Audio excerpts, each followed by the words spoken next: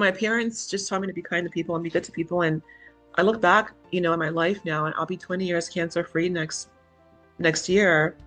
And Tiger Lily was built out of curiosity, compassion, love, and kindness. That's what it's built out of. And because I didn't have anything, I was an immigrant girl with a single mom, and had aggressive breast cancer. I didn't know anybody. I didn't have any rich husband or friends. I just knew to share my love and my compassion and my story. And that's grown into a national and global organization that's reaching women all over the world and changing policy and clinical trials and patient experience and really, really putting the heart back into healthcare. My mission is to empower women to fearlessly embrace and live their authentic lives. Resilience isn't about just bouncing back. It's about drawing from a deeper well of strength, adaptability, courage, and emotional intelligence to not just survive life's challenges, but to rise and thrive because of them. True bravery isn't the absence of fear. It's feeling that fear and choosing to move forward anyway. And one of the most powerful ways we do that as women is by coming together, creating community, joining forces, and remembering that we are stronger when we rise side by side. My guest today embodies all of that and more.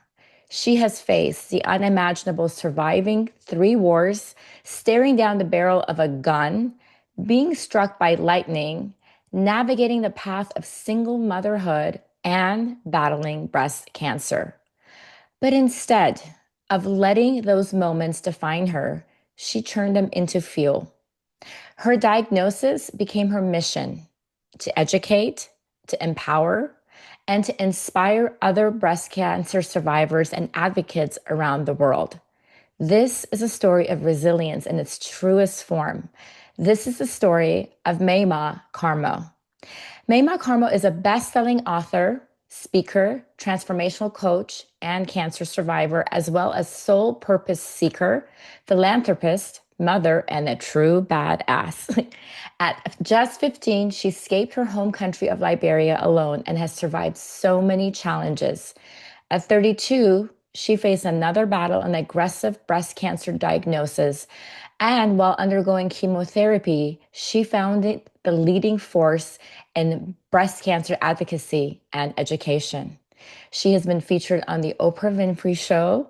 She is just embodies resilience and purpose, turning pain into power to inspire women worldwide. I am truly honored to welcome her and her story to Female Fluence. Welcome, Maimah. Thanks for having me. Glad to be here. Of course, when I looked at your application, I was just like, wow, this is one strong, badass woman. Like, I could not believe all the things you've been through. And I love that it has a good story and it's positive, and you're helping so many other women and bringing so much awareness, right? Because we all think like we'll dive more into it, but it just made me wake up. Like, I'm like telling my girls, like, okay, I'm like, it doesn't matter. You're younger. You need to check. You need to be your own advocate. You need to be on top of it, because we think, as long as we go for our checkup or whatever, at age 40, we get our mammogram, everything is good. So before we dive in, I want you to go back to your story where it truly begins. Tell us about how you escaped Liberia during a civil war alone at such an early age. I mean, that itself just blows my mind away. Take us back to that time and tell us whatever you can remember. The older I get, I tend to see my life in like, I've told my story so many times. Then I realized they're all a whole book in each one. Like, these are not simple things or small things that have happened to me. And in Liberia, we know it's been a war torn for many years, but the country is so beautiful. So I grew up in this beautiful country, a lot of family and friends, and beaches, and we just had so much fun. And yet there was strife that was underlying and building. So the first war happened when I was 8 years old, and my dad was actually taken into custody.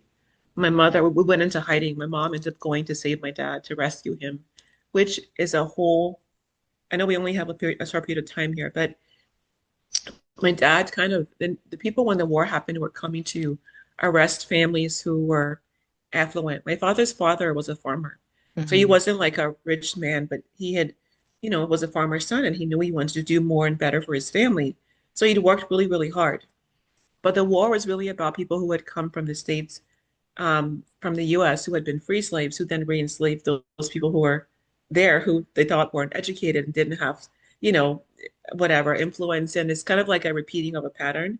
So although my dad wasn't part of those who had treated people badly and didn't pay people and didn't support people who were indigenous, because he was successful, he was seen as one of those people. So Mhm. they were going to come to arrest him, and instead he turned himself in to avoid our family being attacked and killed. So he literally got dressed and went into the meeting that he was called to go to, but it was a trap. And he was arrested. My mother and I went into hiding with my brothers, and at some point she said, "I have to go find my husband," and she went into the barracks to rescue him. And because he was a good man and giving people, rice and food and money when people who came to his warehouse, because he had a rice import business, people who he ended up feeding, some had become soldiers. When they realized who he was, they let him go. And so he escaped the country the first time. But my father knew that people who couldn't escape would be the ones that were most harmed. The ones who could afford to could leave and go back when it was safe, and the ones who didn't have would have even less. And so when things calmed down, he chose to have us go back, my entire family, back into Liberia, which we stayed for a while. Then another war broke out, and Oh, we fled again, and he went back. And I'm like, but he said, Maimah, as long as we have, for those who have less, we're responsible to give back and help them. So we went back second time. The third time, the war happened so fast. It was so crazy. And my dad only get one ticket, and he chose me. And I came as a 15-year-old on a 15-hour flight to the States, and my entire life changed in that time. One minute I was painting a mural at school and planning for graduation, and the next minute we were graduating the next day or two, and then on a plane, and my friends were being airlifted, those who were U.S. citizens and had access to that, and there was no email or TikTok or internet, so people were just gone, and it was a shock to my system. So within that 15-hour flight here, I became a woman, and I didn't know if my family would live or not, like because I didn't know what was going to happen when I landed in the U.S. Didn't know anybody really, where did and you go? Oh my goodness. my mother had a cousin who was in New Jersey. So when I came, I went to his house, but I didn't know how to use the payphone. I mean, I didn't know how to use my parents whenever we came to the States. They would take care of things. I was a kid. So, I got off the plane and I was in an utter panic and I was shell shocked. And someone saw me, I think it was a police officer or someone, and it said, "Are you okay?" And I could barely talk. And I had a paper with my uncle's number on there, and he called him. And I don't remember the plane ride. I don't remember how I got to my uncle's house. I don't remember when my mom and dad. I remember at some point I was at my uncle's house, and at some point I was in Virginia, and at some point we were together again. But to this day, parts of that journey still are kind of blur for me because it was a lot to process. But to realize that my father chose me, it was something it really stuck in me because what he was saying that if anybody can do the most in this in America and do good and we'll figure this out, we'll come, but I want you to make it to survive and do what the things that I know you can do that you're capable of. And so that stuck with me. In the second war, there was a curfew. My brother and I, one of them, we were just kind of like, we were probably 14, 15 or so almost, and we wanted to go to a party. And my parents were like, it's a curfew, and curfew means you got to be home by a certain time, and the military blocks go up, and they have guns, and if they stop you, they can kill you, they can murder, well, rape, beat, murder, whatever. But we kind of gotten like we were like, we're gonna just go to a party and we'll be home, and they'll never know we left the house because we're tired of being stuck in Yeah. the house with kids. We didn't know better, and so we, got in the car, pushed it out of the driveway, went to this party, and then of course forgot that we were, nearing curfew time. We forgot the distance from the party to our house. Oh gosh. And we had the best time. On the way back, the police stopped us, and this ice cold fear because we're just driving and we're high from the party and having fun. Then there's like a whole like a blockade, and there's police with military uniforms on and rifles, like M16 guns. And they're drunk and they're like, get out the car. And then we're like, oh my God. And it's dark and nobody's out there. There's nothing. And my brother and I got out of the car and my mom, I had some jewelry on that she'd given me and they took my jewelry and I knew they were going to rape me and they're going to kill us. That's what they did. Right. And I remember being so scared and they wanted us to go into some building. And it was one of the most terrifying experiences of my life. And then one of the soldiers said, "I know that car. That's my boss man's car. That man has been helping my family and I and giving us food.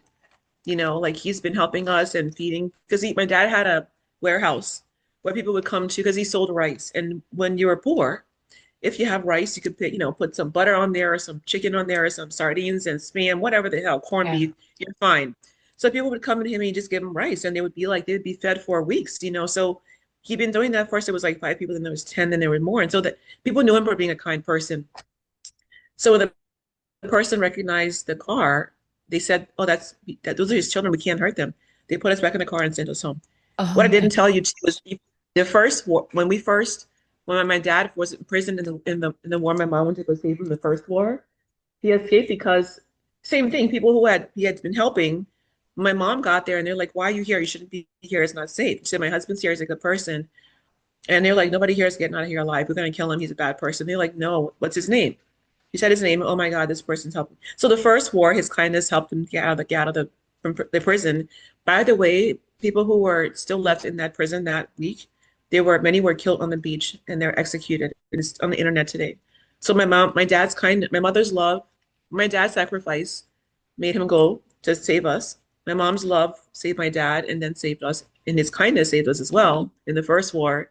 Second war, his kindness saved us. In the third war, when I escaped, we had to drive to several different police blocks to get to the airport. And whenever they stopped us, someone said, we know that man, he's a good person and he loved. So I'm saying that because people ask me where I get my resilience from and my tenacity. But my parents had done so many things where they risked their lives for other people, for the better of others who were less, um, you know, had less and had less resources. And so when I got diagnosed, all I needed to do was to get back, was that, if I was breathing and if I had the wherewithal, I had to go back and help my sisters who were in the fire, and pull them out by being an advocate and speaking my truth and building something out of love. I am just blown away by your story. I'm trying to process it all in. I think your parents just seem like incredible people, and it's really about that kindness, like paying it forward, and that has really like saved you each time. Right now, just this section of your life seems like a movie. Like I am just like felt like I was watching a movie, like as you were telling me. Now, what happened to your parents? Are they still over Well, there? Are they here? everybody came at some point with my brothers, and they all came, and we ended up finding an apartment in Reston, Virginia. And there were like 10 of us in the apartment. My mom, my cousins, people came who didn't have a place, and we took them in. So my bed was the couch, but I was happy to have the couch. I remember bringing when I was packing my bags. I love books, and my dad said, "You can't pack your books. You got to pack things that are important to you." But I packed the Bible and the Diary of Anne Frank. And I remember how Anne Frank was in that attic and how she made it into an adventure. And I thought if she could do that in that horrible war, I could do that too. And so they all came, and I had friends of mine who also had parents who were affluential back in Liberia. And my father always said to me that, I grew up with nothing. I grew up really poor. And so, having nothing isn't the issue. It's you have something, you have your heart, you have your soul, you have love in yourself, and you have health in life, and that's enough. And so I just began to work and we joined the church. I became a Sunday school teacher. On Sundays, I would teach little kids, and we're just grateful, and I really believe that perception of perspective rather of being grateful for what you have, even if all you have is some people say, I don't have anything. And it's like, well, you're breathing, your heart's beating, you Hmm. can have cognitive skills. That's a lot. I have people that I know who can't move their bodies. I lost two friends last month to breast cancer. I lose people all the time, and this life is not certain. So I've learned that compassion and kindness are really, really important. before the podcast, I was at the gym and I had a talk with a friend of mine. We have a mutual friend who, does some things that aren't quite nice. And some of the people have cut, some of the friends have cut her off. And although I don't engage with her as much as hanging out, doing things with her, I'm always kind to her. I give her a hug when I see her and I ask how she's doing and I wish her well. And they said, "Well, why do you still speak to her?" And I said, "I don't know how to not be myself. I can't be who I'm not." And at my heart, whatever that, if someone's doing something a certain way to you, that's them. You have to give kindness and love, and at some point, it'll transmute the energy that's bad, or it'll go away. And so my parents just taught me to be kind to people and be good to people. And I look back, in my life now, and I'll be 20 years cancer free next year.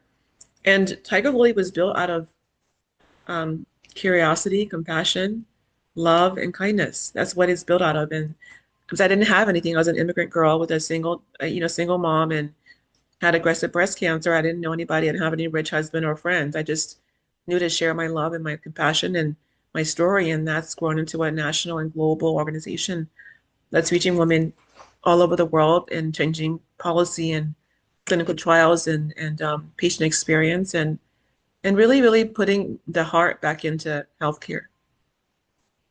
That's incredible. I mean, your story is a prime example of how you really, like, if you have love, kindness in your soul, and you have that resilience, you can survive anything. It's like you don't take anything and like not be grateful and just really enjoy every little thing in life because it's so precious. Like you're saying, at that point you were 10 people in a house. You didn't care. I mean, you didn't care if you didn't have your own room. You were just grateful to be alive. You were grateful that your family was there, your siblings were there, your cousins were there. You were healthy, you had freedom. Those are the things that we just, we Take for don't granted. we take for granted. We don't appreciate on a regular basis. But when things get really, really hectic, then we realize that those are the main things. It's just having peace and freedom and love and I our would say health. that that time of us being together like that in that house, we got on each other's last nerves, but we had the best memories. We wouldn't have a lot of food. People would bring us food sometimes, and we had this. My mom's had a friend who bring us food, and we're like, "Oh my God!" And some of my American friends would tease me and say, "You eat spam, or you eat corned beef, or you eat like."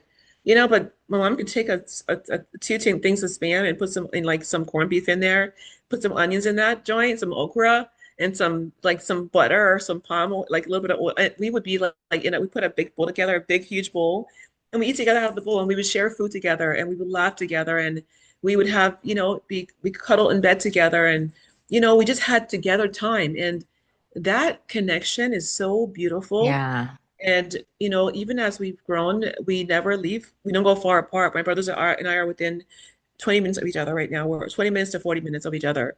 One brother went to Richmond because he keeps having kids and they needed more space. But we all just stay close, and that closeness is when we laugh. We still do things. They'll come over here and we'll get a big bowl of food and we'll eat together and we'll laugh about those times because we didn't take the fact that we had life and health and each other for granted. And we Yes. still get together all the time. We talk, we laugh, and that bond is so beautiful. And I think that sometimes, although challenges are difficult, they bring things into a laser focus of like what's truly important. If we have an argument, disagreement, we get over it quickly. We talk it out. We finish. There's no room in our life for like, because we could have all died multiple times. And even with my cancer diagnosis, I had triple negative breast cancer. I found my own tumor, and they told me that I couldn't have cancer. I was too young to come back. When I was 40 or 50, I was 31 years old. And if I hadn't pushed, my mom was a nurse. So I knew that she taught me breast exams at 13. So I knew my body wasn't, I knew I wasn't off. The lump didn't belong there. Um, and I kept pushing for mammography, which came back clean. And they were like, "We told you you're fine." I'm like, "This is not right. The test is So you wrong." were you were 31 years old? When I found the lump, yes. But it took them a year to diagnose me because they kept telling me to come back. I was too young and just forget about it. And so diagnosed at 32 years old, and then it was triple negative breast cancer. Triple negative breast cancer is the most aggressive kind of breast cancer that you can that is out there. And at the time, there was no treatment targeting triple negative breast cancer. So they said, well, we're really sorry, but this is a very aggressive breast cancer. We can't really treat it with targeted treatment. We'll give you whatever we have, but we can't, there's nothing targeting your subtype. And people don't realize there's more than one kind of breast cancer. And at the time, they hadn't gotten enough. And that actually triple negative breast cancer is most prevalent in women who are younger, Black, and Ashkenazi Jewish. And because we hadn't had women of color in clinical trials, they were looking at women who were older, who were getting it more, who were older and white. But that's because I think just different reasons when we were getting diagnosed older, they probably had more insurance. They were, there's more awareness in that community. And so women who were getting TNBC were dying faster. So they hadn't had women who looked like me in clinical trials. So they hadn't have drugs targeting my body. Right. One of the good things that I'm so blessed to have been able to do is help to work with drug companies in pharma and biotech to get people who look like me into clinical trials. So we now have several treatments that target triple negative breast cancer in women of all colors, but mostly in Black women. So um, that's an example of how you make lemonade out of lemon, right? So I utilize my challenge into a gift, and they gave me 5 years, and it'll be 20 years next year. And so and I also said I gave a talk on Monday at Virginia Commonwealth University Medical School, and I talked about the fact that I thought I had a 5-year prognosis. What that gave me was a sense of of time being like every moment has to be sucked up and intentional. And even though I lived, another year, 6 and then 7 and then 9, when you think you're on a timeline, the level of intensity you live your life with and the level of sweetness you soak it up with and juice and it made it much more powerful and much more wonderful. And so I look back now and I've lived a really great life and I'm going to live a lot longer life, of course. But for those who are hearing this podcast or watching it, just imagine if you only had a year or 2 years or 5 years to live, how would you live your life differently and more intentionally with more purpose and passion? That is so powerful. So powerful.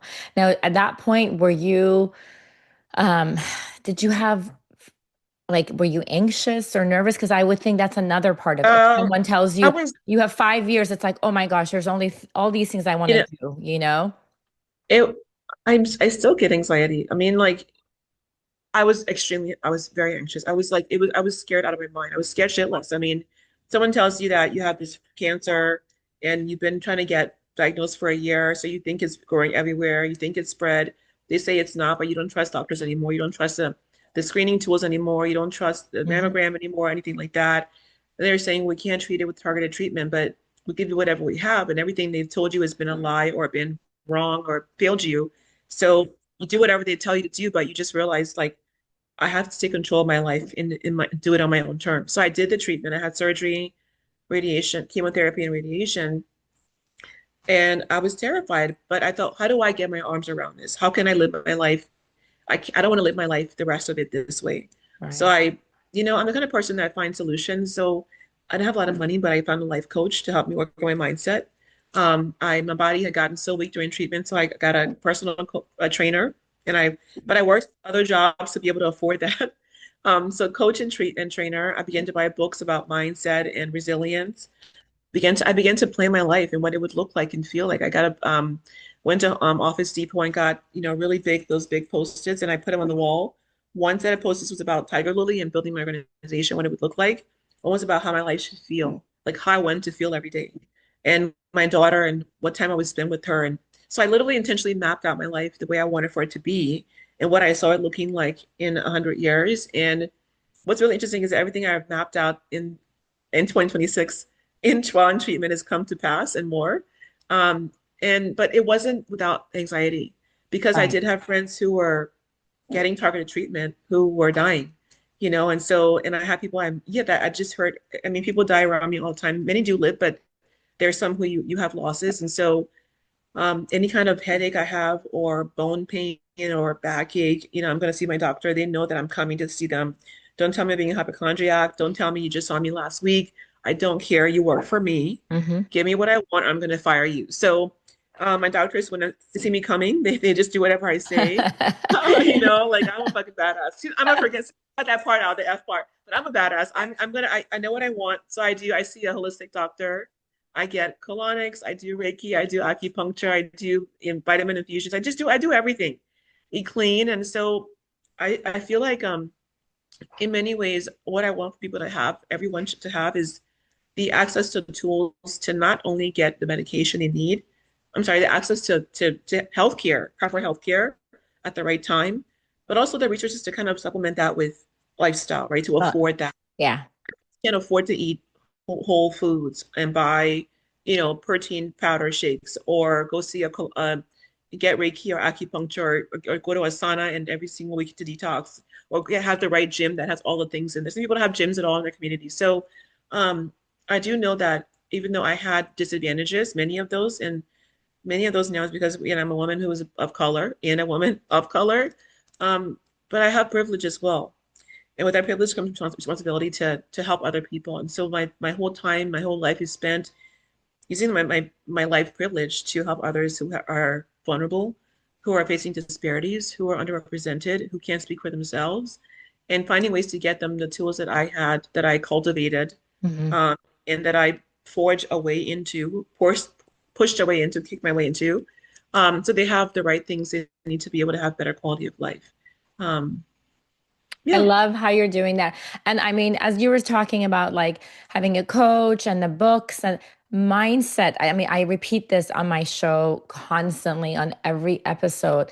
The power of your mind is incredible. So if let's say if you had this negative mindset and you were just like, okay, this is the end, and you were, I mean, that would have affected your health, your results, everything. But you decided right there, it's like you've got one poster about your lifestyle, one poster about your work ambition, and you're just moving forward. And you're like, no, this is this. And I think too, I think because like your dad had sent you, right? It's like that pressure of, I'm supposed to do something in my life. I'm going to leave this legacy. Like there's something, like I came here. So that's, I mean, it can be a lot of pressure, but at the same time, it's kind of magical and it's a powerful tool. Um, Yep.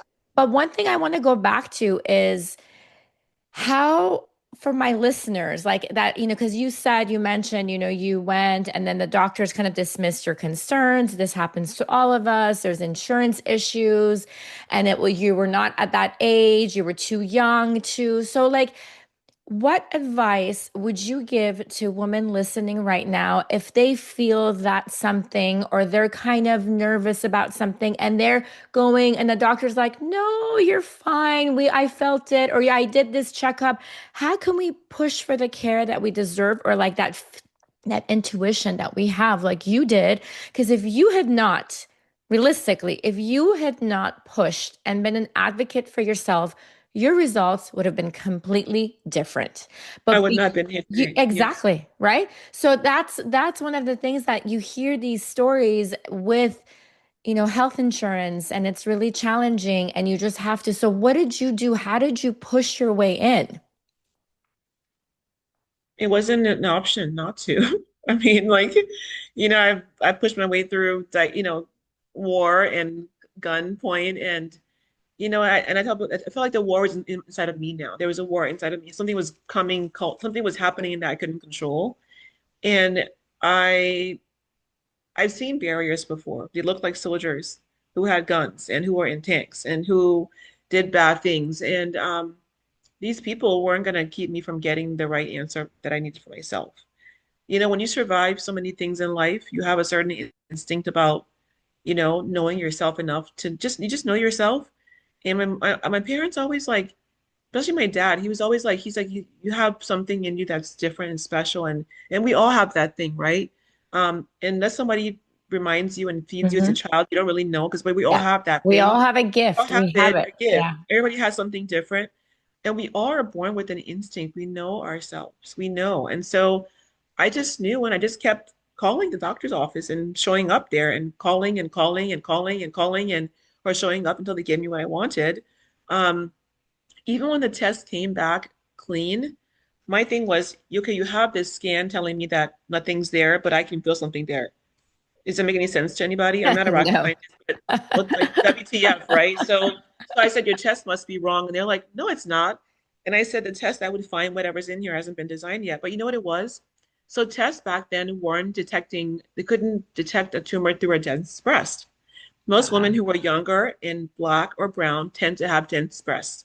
So the mammogram wasn't even evolved enough to detect. So the scan, it was wrong. Years later, I ended up advocating for, um, for lowering the age for mammograms and ensuring that women who had dense breasts were told they had dense breasts so they could know to get further scans done. But at the time, they were like, "This is right." And I said, "One thing I've learned about science, and my parents are, my mom's a nurse, my relatives, many of them were doctors, and I've learned about the world, even about people. Nothing is absolute. Like very rarely are things absolute. So even some things that are absolute, you can ask why? Why not? What about this? What if, So I kept saying, what if the test is not right? What if something is wrong? And what if this is not a cyst? And so I kept asking what if, thinking what if. And thank God I pushed for a biopsy. If I hadn't gotten that biopsy, I would be dead today, 100%. So for those who are watching, know your body, advocate for yourself, ask the right questions. And doctors really, truly, they work for you. You pay their salary. You're keeping them employed and keeping them, frankly, licensed. So if you don't feel like they're listening to you, you fire the doctor and find somebody else. Find somebody else who hears you, who leans into what you're saying, who wants to understand your personal experience, your lived experience, your family history, who will take you seriously because everybody's different. Um, and so a lot of my work's about personal advocacy for women to be their own self-advocates, um, advocate for their sisters and their children and their friends and family members, and to use that advocacy for change in our healthcare system, in clinical trials, in Yeah. policy, in research and science, and all the things.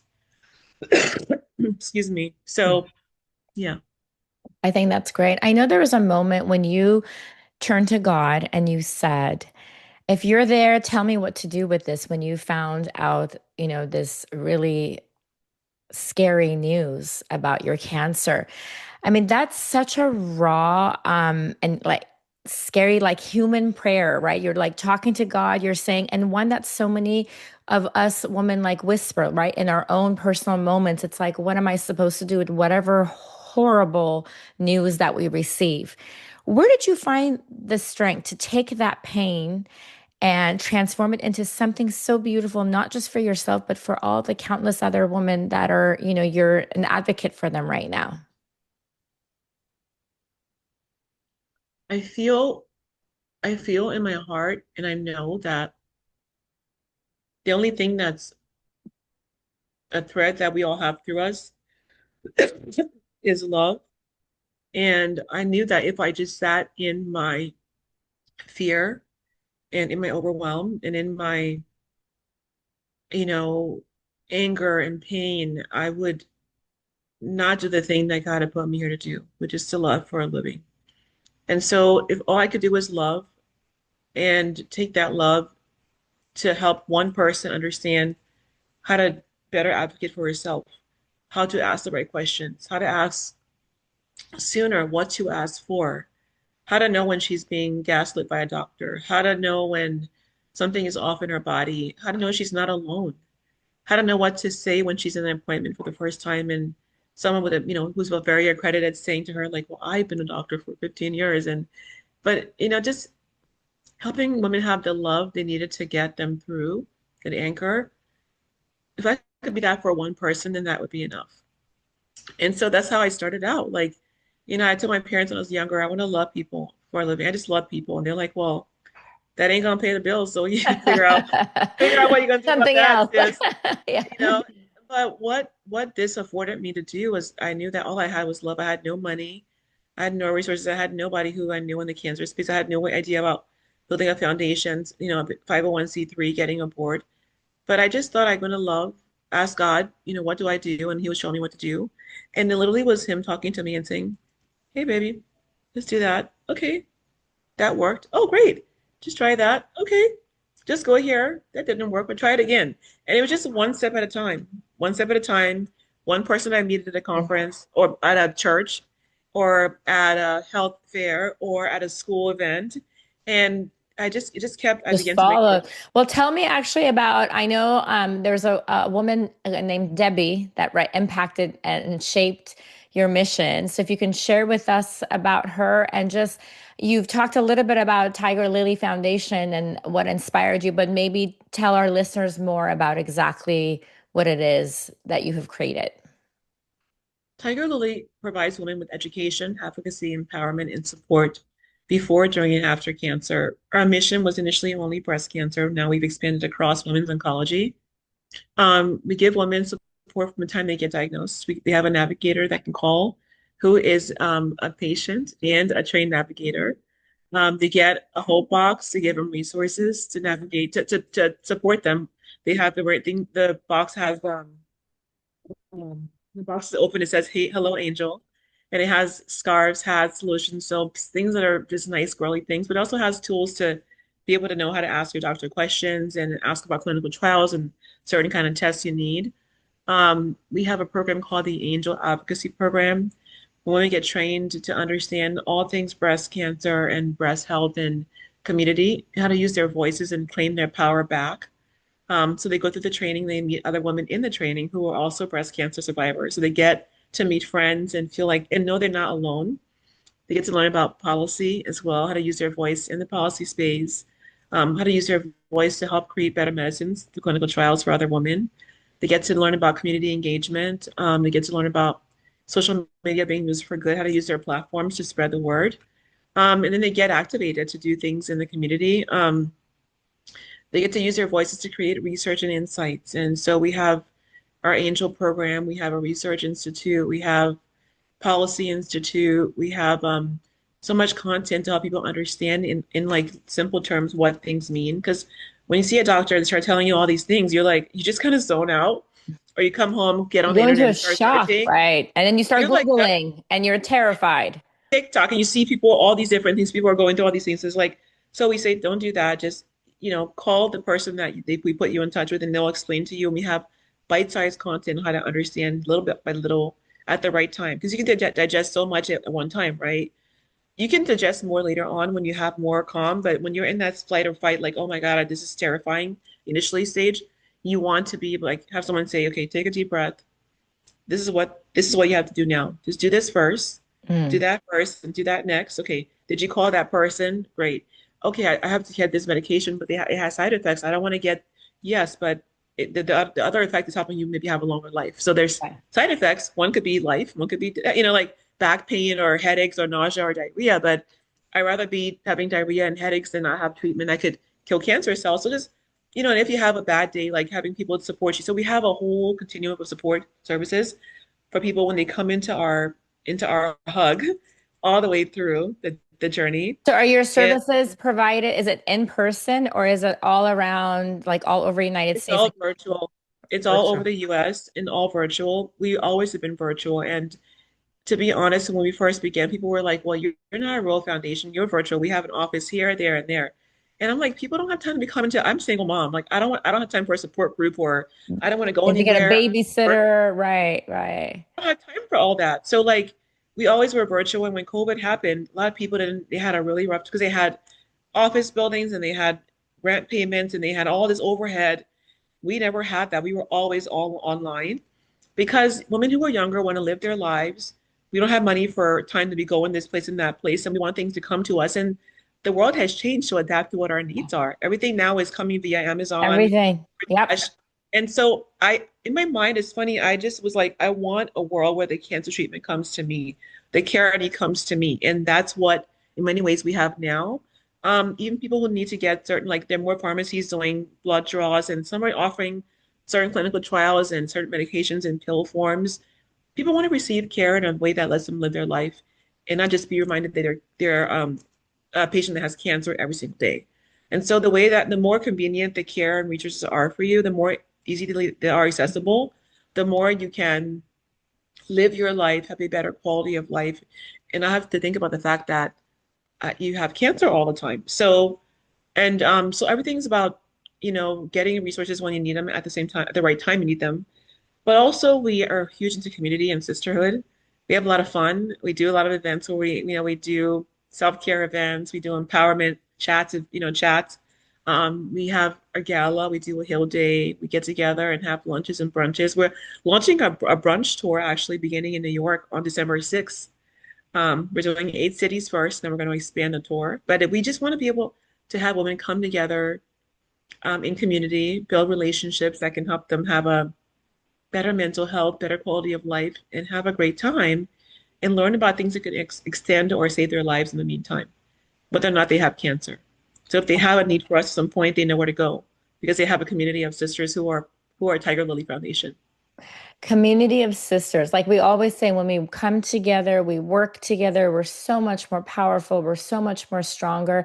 And I wish, I mean, I've had a lot of friends that have been diagnosed in the past with breast cancer. I wish I'd known about your foundation because this is such a great source. Because with the minute you get that diagnosis, you want that it's like someone like kind of virtually holding your hand the whole way through all those questions that you have, and you want to immediately connect with someone else who's going through the same thing or who has survived it and can give you good results to give you hope and inspiration. So I think what you're doing is so powerful and so needed, so needed. So I really I commend you for that. I mean, that's incredible. Um, Now I wanted to I know you were on the well, I mentioned earlier you were on the Oprah show, and I love her. So can you share with us the story of when Oprah called you? What was that moment like, and what did it mean to you to have her want to share your story with the world? First of all, when I first got the call and I hung up the phone, I thought it was a prank. All my friends know I love Oprah. I love Oprah, so I thought it was a prank. And then the call, came through again, and I was like, whatever. And then I got an email, and it was like, it's the Oprah Winfrey Show. We're trying to reach you, and I'm like, delete. This has to be a joke, right? Because one minute I had breast cancer, I began this a nonprofit. Is barely out off the ground. Literally, it's less than a year. Then Oprah's calling me, a year and a half maybe. Um, so I deleted the email and then I just went off to keep working. And I got more emails and I'm like, is it maybe I should check and see where the email's from? And I go into my trash and it says, Harpo's, I think it's Harpo Studios. Yeah. And I was like, oh shit. And then I called, I was like, I think you've been yeah, we called you. She called, we called.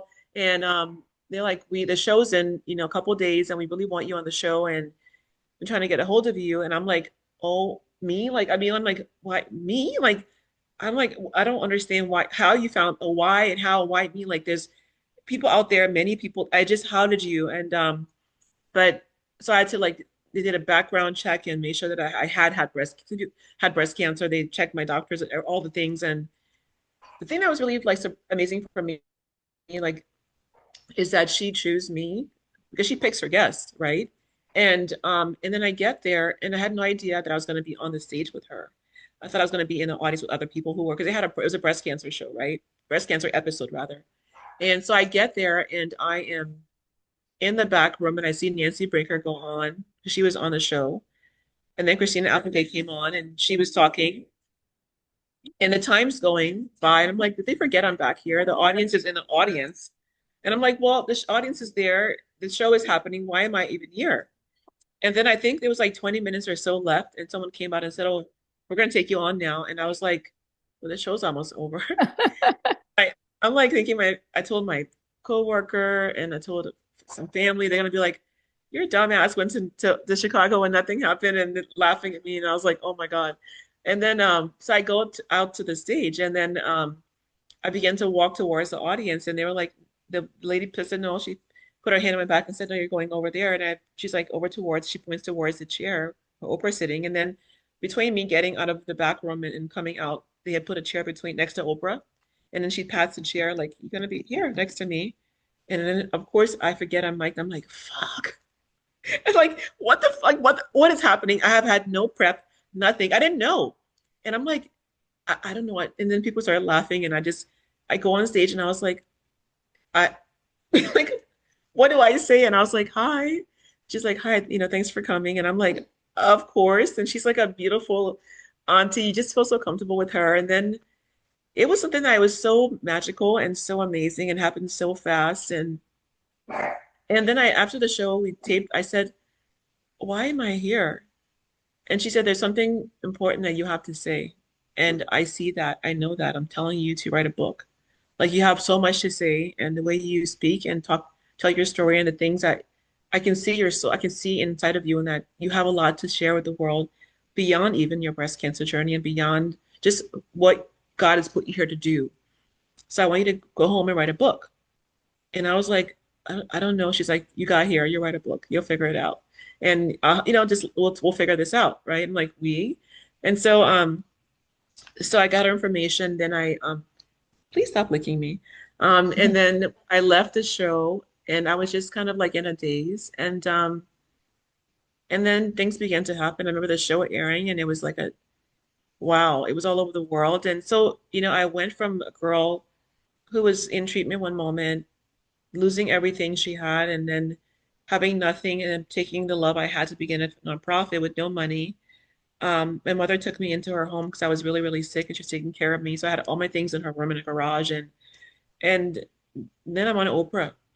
All over the world, people are seeing my face, and I'm just like, what is going on? And then, I remember when I asked God what to do, He said, just love, and just ask me what to do, and I'll show you. And so literally, it was like, my love in my heart, asking God what to do, and then the guidance. And when I asked Oprah how they found me, I think I put a video out at some point. I made a video, and I just kind of poured my heart into it. And it was just be around the Facebook time, just a little before that. Whatever I put out there, she felt a connection with that. And so I tell people are always asking me, how do I get my nonprofit to grow? How do I get a book written? How do I get, put PR and mark? Really, your best PR is being yourself, is showing up as yourself, is creating your own path. No one gave me a path and said, do this and do that, and you'll get there. I just began utilizing what was in my heart and soul and pouring it out there and taking risk and showing up, and doing it scared the whole time, and each step was I had fear, I had love, I had conviction, because I knew that everything I did, every act I did was from love and kindness, and they would multiply and grow. And I look back now, and the steps I took have given others a path to walk on that's easier than the one I had to forge, right? Yeah, And that's why you definitely. want to create a legacy that others can walk into and create their own path with um, less barriers and less strife and less stress and less resistance, and more ease. And so I'm thankful. Yeah, I think what makes you very special, because I can already tell interviewing you, is that you really are full of love and you want to give back. And that's just been something that your parents have instilled in you. So that's really precious, and you don't take anything for granted. And I just can't imagine like someone like Oprah telling you, like, you have a message, you need to, oh, your dog is so cute. Yeah, you have a message, you need to do something with it. I mean, that is such a powerful thing for someone like Oprah Winfrey to tell you. So that just like stays with you. And I think you're very authentic and people can and relatable. And when people see that, it's like a true, real person going through a rough journey, and you're sharing that with the world, and you've decided to make that be your gift to give back and help others. Now, what would you say, looking back at everything you've built and overcome, what would you say is your biggest success? Like I mean, you have a lot of different things, I know, but the thing that you're most proud of? My daughter, I had a feeling you were going to say that. How old is your daughter? she's 22, be 23 in about a month, and a month minus 1 day. Um, so I'm just so proud of her. I'm proud to know her. I'm proud and thankful that God has allowed me to be here to watch her grow. She's my daughter. She's my best friend. She's my sister. She's my buddy. We have fun together. Like, there's something beautiful about watching a human being that you've birthed, and you Yeah. don't know what they're gonna look like, and it's your flesh and your blood and you know, your heartbeat kept their heart beating, and then your bodies separate, but your heart is their heart. The movie Ghost, when he's like doing that thing, he's like gung gung like that. Yes, And yes. is it Ghost, or was it Dirty Dancing? Dirty Dancing, and he's Dirty, like, it was Dirty Dancing, I think. yes, and he's just like going like that. I remember feeling like, boom, boom. I just feel like my heart's in her heart, and as she grew, I just watched her in awe, like, all the things she was becoming, and now she's, in her own apartment. She's finishing college. She's going to go to medical school, and she's this wonderful, beautiful ray of light. And what's beautiful about her isn't just how she looks, it's her inner love and beauty, which I preserved. I always kept her protected in many ways. And she's strong and resilient. And And I she wonder teaches me a where lot she got too. all those things from, right? Strong resilience, inner love. So I'm sure she really looks up to you. You're a great role model and you're so strong and you've done so much to teach her about being a strong woman who kind of, is her own advocate. And that's an incredible role model. I mean, I would just have to say that this episode, wow, it's powerful. It's a rallying cry, a reminder that our wellness is really not optional, right? It's everything. Your health is your greatest asset, and claiming ownership of it is one of the most radical acts of self-love and empowerment you can make. Maimah's story is one of immense strength, unwavering resilience, and deep purpose. From survivor to national leader in women's health advocacy and health equity, her journey shows us what's possible when courage meets conviction. Her infectious energy, boundless compassion, and unstoppable optimism have inspired countless people around the world to live with purpose, passion, and joy. More than anything, she reminds us that we are all capable of transforming our challenges into catalysts for change, not just in our lives, but in the lives of those around us. And that when we uncover our innate power, we don't just survive, we rise and we become warriors in our own right. Thank you so much, Maimah, for sharing your wisdom and light with us on Female Fluence. Your links and resources can be found in the show notes. Before we close, is there one final thought or message or piece of guidance that you would like to leave our listeners with today? Use your life as your living legacy and live with intention. When you live your life with intention and on purpose and in purpose, it's amazing what you can create. And, know that although you're going someplace, you're growing, you're moving forward in life. The beauty is in the now of life and really living this moment fully. And then when you look back, the present moment then creates the next moment. You can look and say, oh my God, I lived that moment with purpose and intention. So just living legacy, live in intention, live on purpose, and be kind to yourself. That's beautiful. Thank you for sharing your story with us. And I am so happy that this was a great, happy story for you with good results, and you're healthy and living life with so much gratitude. Thank you. Thank you for spending this time with me here on Female Fluence, where we rise, reflect, and remember who we are. If something from today's episode spoke to you, share it with another woman who's ready to rise too. And before you go, download your free empowerment coaching guide at femalefluence.com. It's your next step toward living with more clarity and confidence. You can find me on Instagram and Facebook at Pearl Mashour _femalefluence. And if you're ready for deeper support, sign up for a free discovery call. I would love to connect with you. Remember, my friends, don't just exist. Live your life fully, bravely, and in truth. I'm Pearl Mashour, and until next time, stay true, stay powerful, and stay you.